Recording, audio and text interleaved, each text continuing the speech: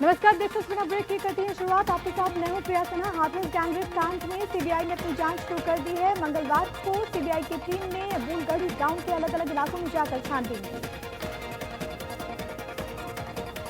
CBI की team ने पीड़िता के भाई से भी करीब 4 घंटों तक पूछताछ की। इसके बाद पीड़िता के भाई को वापस घर छोड़ा गया।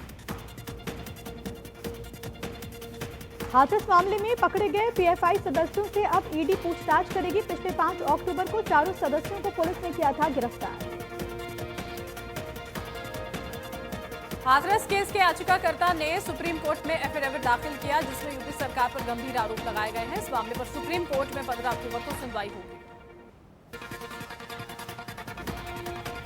हाथरस पीड़िता का परिवार लखनऊ से पहुंचा अपने घर। कोर्ट में दर्ज हुआ बयान।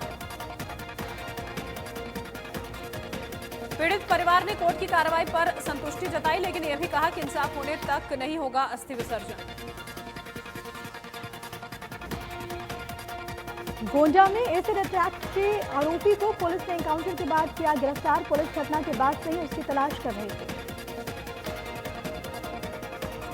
यूपी के गोंडा में रात में सो रही 3 दलित बहनों पर आरोपी ने तेजाब फेंक दिया था। पीड़िता के पिता ने कहा कि किसी से कोई विवाद नहीं था। गोंडा की घटना पर कांग्रेस ने बीजेपी पर हमला बोलते हुए बेटी की सुरक्षा पर सवाल उठाए। साथ ही साथ पीड़ित परिवार को हर संभव मदद देने का आश्वासन दिया। राजनाथ सिंह ने कहा कि चीन मिशन के तहत तनाव की स्थिति बनाए रखना चाहता है। वो अब पाकिस्तान वाली हरकतें कर रहा है। बीएसपी प्रमुख मायावती ने गोंडा में 3 बहनों पर एसिड अटैक मामले की निंदा की है। ट्वीट करते हुए इस घटना को शर्मनाक बताया। करौली में पुजारी की हत्या के मामले की जांच सीबीसीआईडी ने शुरू कर दी है। जांच टीम विकास शर्मा की यहां पर नेतृत्व में छानबीन कर रही है। माना ये जा रहा है कि टीम पुजारी के परिवार और गवाहों के बयान भी दर्ज कर सकती है। सीबीसीआईडी ने एफएसएल की टीम को भी बुलाया। जबलपुर में स्कूटी और ऑटो की टक्कर के बाद एक युवक ने ऑटो ड्राइवर को पीट कर अधमरा कर दिया। सड़क पर तमाशबीन बने रहे लोग।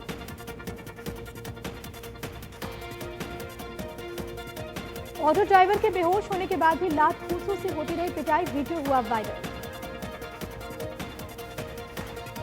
ऑटो ड्राइवर की पिटाई का वीडियो वायरल होने के बाद एक्शन में पुलिस 2 आरोपियों को गिरफ्तार किया। जबलपुर पिटाई पर एमपी के गृह मंत्री का बयान। कहा, एमपी में तालिबान राज नहीं चलेगा, सिर्फ कानून का राज चलेगा। चीन ने गोफेन 13 सैटेलाइट लॉन्च की। सैटेलाइट F-32 जैसे स्टेल्थ विमानों को पकड़ लेगी। इसमें हाई रेजोल्यूशन कैमरा लगा। ये चीन का ऑप्टिकल रिमोट सेंसिंग सैटेलाइट है, जो कि आसमान से ही दुनिया भर पे नजर रखेगा। इसे सिचुआन में लॉन्च किया गया। यूएस ताइवान के बीच हुई सबसे बड़ी डील। ताइवान को अरबों के हथियार सौंपेगा अमेरिका। लद्दाख के चुशूल में भारत चीन के बीच 7वें दौर की कमांडर लेवल की बातचीत हुई। ये मीटिंग करीब 11 घंटे तक चली। ड्रैगन की शातिर चाल का हुआ खुलासा। भारत के फिंगर 3 और फिंगर 2 के बीच पहुंचना चाहता है चीन। चीन की कमर तोड़ने की जोरदार तैयारी। लद्दाख में 17,000 फीट पर बढ़ी टैंकों की तैनाती। जापान की समुद्री सीमा में घुसे चीन के 2 जहाज। जापान कोस्ट गार्ड ने चेतावनी देकर खदेड़ा। शोपियां के एक धार्मिक स्कूल में आतंकी गतिविधियों में शामिल होने वाले 3 शिक्षकों को पुलिस ने किया गिरफ्तार। राज्यपाल भगत सिंह कोश्यारी ने सीएम उद्धव ठाकरे को चिट्ठी लिखी और राज्य में धार्मिक स्थलों को खोलने के लिए कहा। राज्यपाल ने कहा कि विडंबना है कि एक तरफ सरकार ने बार और रेस्टोरेंट खोल दिए हैं, लेकिन दूसरी ओर देवी और देवताओं के स्थल को नहीं खोला गया। महाराष्ट्र के मुख्यमंत्री उद्धव ठाकरे ने राज्यपाल भगत सिंह कोश्यारी के पत्र के जवाब में पत्र लिखा और लिखा कि मेरे हिंदुत्व को आपके सर्टिफिकेट की जरूरत नहीं। राज्यपाल के इस रवैये से नाराज एनसीपी चीफ शरद पवार ने पीएम मोदी को शिकायती पत्र लिखा, जिसमें उन्होंने ये भी कहा है कि संवैधानिक पदों पर बैठे हुए लोगों को मर्यादा का ख्याल रखना चाहिए। इस बीच साईं मंदिर खोलने के लिए बीजेपी के आध्यात्मिक प्रकोष्ठ के महंतों ने शिरडी में 1 दिवसीय अनशन किया। कोरोना के चलते सूबे में 7 महीनों से सभी मंदिर बंद। वहीं अयोध्या में संतों ने महाराष्ट्र के राज्यपाल का समर्थन करते हुए राज्य में मंदिर खोलने की मांग की है। आरजेडी अध्यक्ष तेजस्वी यादव ने ट्वीट कर नामांकन की जानकारी दी। तेजस्वी यादव राघोपुर विधानसभा सीट के लिए आज 11 बजे नामांकन करेंगे। बिहार चुनाव को लेकर सीएम नीतीश कुमार आज मोकामा में चुनावी रैली करेंगे। इस सीट पर लगातार 4 बार से आरजेडी का कब्जा है। देश में कोरोना से 24 घंटों में 706 मरीजों की मौत हो गई। मरने वालों की कुल तादाद 1,09,000 के पार पहुंची। आज मोदी कैबिनेट की अहम बैठक होनी है, जिसमें सरकारी कर्मचारियों को बोनस समेत कई अहम प्रस्तावों पर मुहर लग सकती है। आईपीएल के 29वें मुकाबले में चेन्नई सुपर किंग्स ने सनराइजर्स हैदराबाद को 20 रनों से मात दी। चेन्नई ने पहले बल्लेबाजी करते हुए 168 रन बनाए। 168 रनों के लक्ष्य का पीछा करने उतरी हैदराबाद की शुरुआत खराब रही। सनराइजर्स 20 ओवर में महज 147 रन ही बना पाई। चेन्नई का स्कोर पावर प्ले में 2 विकेट पर 44 रन था। हालांकि 2 विकेट गंवाने के बावजूद वॉटसन और रायडू तेजी से रन बनाते रहे। सनराइजर्स की ओर से सबसे ज्यादा 57 रन विलियमसन ने बनाई, जबकि कप्तान डेविड वार्नर 9 रन बनाकर ही आउट हो गए। चेन्नई की ओर से करण शर्मा और ड्वेन ब्रावो ने 2-2 विकेट निकाले, जबकि सैम करन और शार्दुल ठाकुर को 1-1 विकेट मिला। रविंद्र जडेजा को मैन ऑफ द मैच मिला। जडेजा ने 10 गेंदों में 3 चौके और 1 छक्के से नाबाद 25 रन ठोके और 1 महत्वपूर्ण विकेट भी उन्होंने चटकाए। आईपीएल में आज राजस्थान रॉयल्स और दिल्ली कैपिटल्स के बीच भिड़ंत होगी। दिल्ली ने इस सीजन में अभी तक बेहतरीन प्रदर्शन किया है, तो वहीं राजस्थान पॉइंट्स टेबल में 7वें नंबर पर है। 15 अक्टूबर से राजधानी दिल्ली में सिनेमा हॉल खोले जा रहे हैं और इसके लिए सिनेमा हॉल मालिकों और दर्शकों को खास एहतियात बरतनी होगी। देश में कोरोना का कहर जारी है। पिछले 24 घंटों में 55,000 से ज्यादा नए मरीज आए सामने। देश में कोरोना से 24 घंटे में 706 मरीजों की मौत हो गई। मरने वालों की कुल तादाद 1,09,000 के पार। देश में कोरोना के अब तक 71,75,881 केस सामने आए, जबकि 8,38,729 एक्टिव मामले हैं। राजधानी दिल्ली में पिछले 24 घंटे में कोरोना के 3,036 नए मामले रिपोर्ट हुए। 45 मरीजों ने जान गंवाई। महाराष्ट्र में कोरोना के अब तक कुल 15,43,000 से ज्यादा केस सामने आ चुके हैं। पिछले 24 घंटों में 8,000 से ज्यादा नए मरीज बढ़े। पीडीपी चीफ और जम्मू कश्मीर की पूर्व मुख्यमंत्री महबूबा मुफ्ती को आखिरकार 14 महीने बाद रिहा कर दिया गया है। जम्मू कश्मीर से आर्टिकल 370 के प्रावधानों को हटाए जाने के बाद उन्हें हिरासत में लिया गया।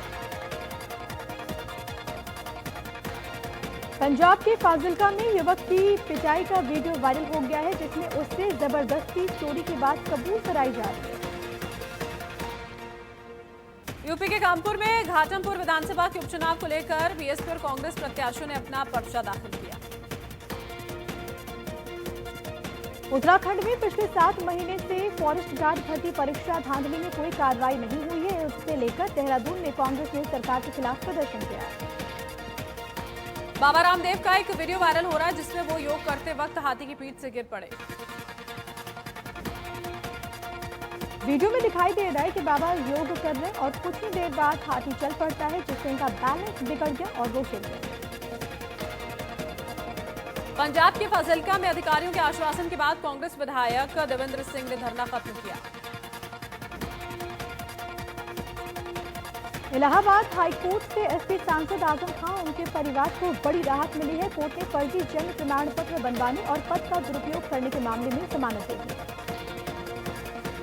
यूपी के कानपुर में निवेशकों से 25,000 करोड़ रुपए की धोखाधड़ी के मुकदमे की ईओडब्ल्यू ने शुरुआत यहां पर जांच कर दी है। मामले में टीएमसी के पूर्व राज्यसभा सदस्य केडी सिंह समेत 7 आरोपी।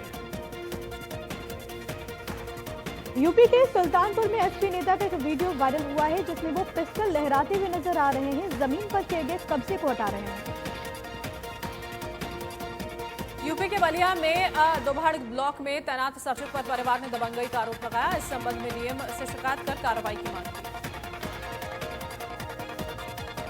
रामपुर जिला अस्पताल की इमरजेंसी में पहले मरीज दिखाने को लेकर 2 पक्षों में जमकर मारपीट हो गई, लेकिन वहां मौजूद सीएमएस उन्हें रोकने के बजाय बस तमाशा देखते रहे।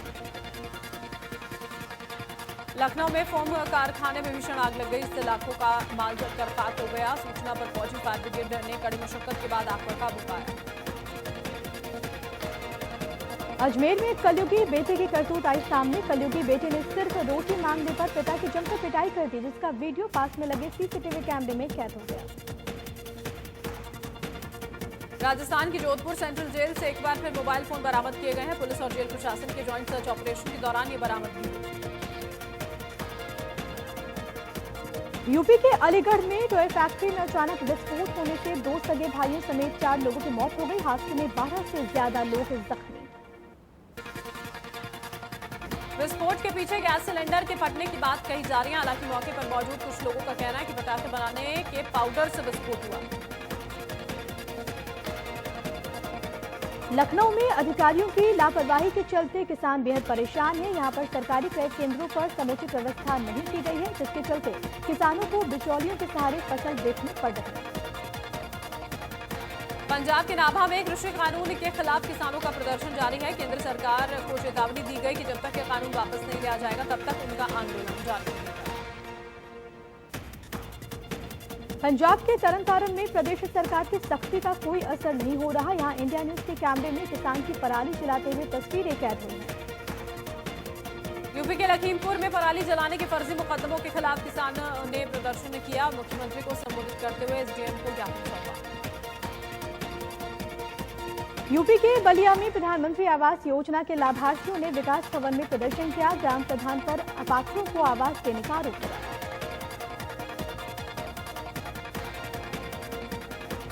यूपी के उन्नाव में गैंगरेप पीड़िता का भाई कई दिनों से लापता है। मामले में पुलिस ने कार्रवाई करते हुए 3 आरोपियों को जेल भेज दिया है, जिस पर आरोपियों ने सवाल उठाए।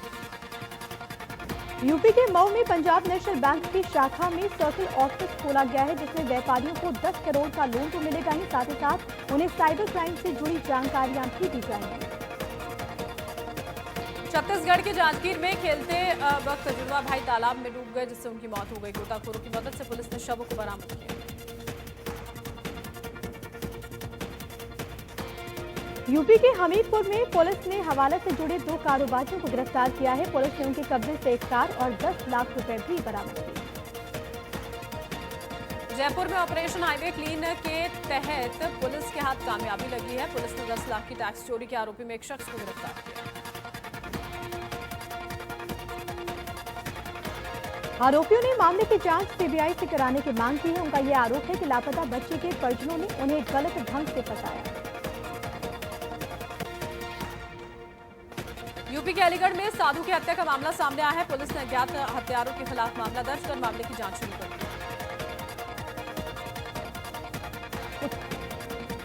उत्तराखंड के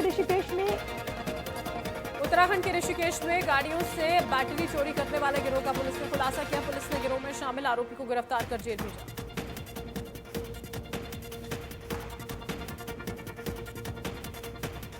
उत्तराखंड के ऋषिकेश में हाईकोर्ट के आदेश पर जिला प्रशासन ने झंडा चौक पर अतिक्रमण के खिलाफ कार्रवाई की, जिसका व्यापारियों ने विरोध किया।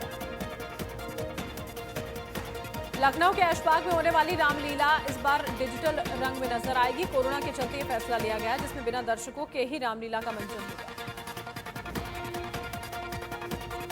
तेलंगाना के हैदराबाद में एक भोजन मकान पर आग गिरा, जिससे एक बच्चे समेत 8 लोगों की मौत हो गई। हादसे में 3 लोग घायल भी हुए। ओडिशा में तेज हवा के साथ भारी बारिश हो रही है, जिसके चलते गजपति जिले में प्रशासन ने करीब 500 लोगों को सुरक्षित स्थानों पर शिफ्ट किया है। अमेरिकी राष्ट्रपति डोनाल्ड ट्रंप ने एक बार फिर अपने चुनाव प्रचार की शुरुआत कर दी है। फ्लोरिडा में रैली को संबोधित किया। दरअसल कोरोना पॉजिटिव होने के बाद वो चुनाव प्रचार से दूर थे। इस दौरान ट्रंप ने जो बाइडेन पर जमकर हमला बोला। उन्होंने कहा कि अगर बाइडेन राष्ट्रपति बनते हैं तो अमेरिका को भगवान ही बचा सकता है। डेमोक्रेटिक पार्टी के उम्मीदवार जो बाइडेन ने ओहायो में चुनावी रैली को संबोधित किया। कहा कि राष्ट्रपति ट्रंप की गलत नीतियों की वजह से अमेरिका में कोरोना से लाखों लोगों की मौत हो गई है। केंद्र सरकार ने 20 राज्यों को जीएसटी राजस्व में कमी को पूरा करने के लिए 68,825 करोड़ रुपए की उधारी लेने को मंजूरी दे दी है। जीएसटी परिषद की बैठक के बाद ये फैसला हुआ। ईपीएफओ ने व्हाट्सएप हेल्पलाइन सेवा की शुरुआत कर दी है, जिसके जरिए ग्राहक व्हाट्सएप पर अपनी शिकायत दर्ज करा सकते हैं। आईएमएफ के मुताबिक देश की अर्थव्यवस्था में इस साल 10.3% की बड़ी गिरावट हो सकती है। हालांकि आईएमएफ ने यह भी कहा है कि 2021 में भारतीय अर्थव्यवस्था में 8.8% की जोरदार बढ़त दर्ज होगी।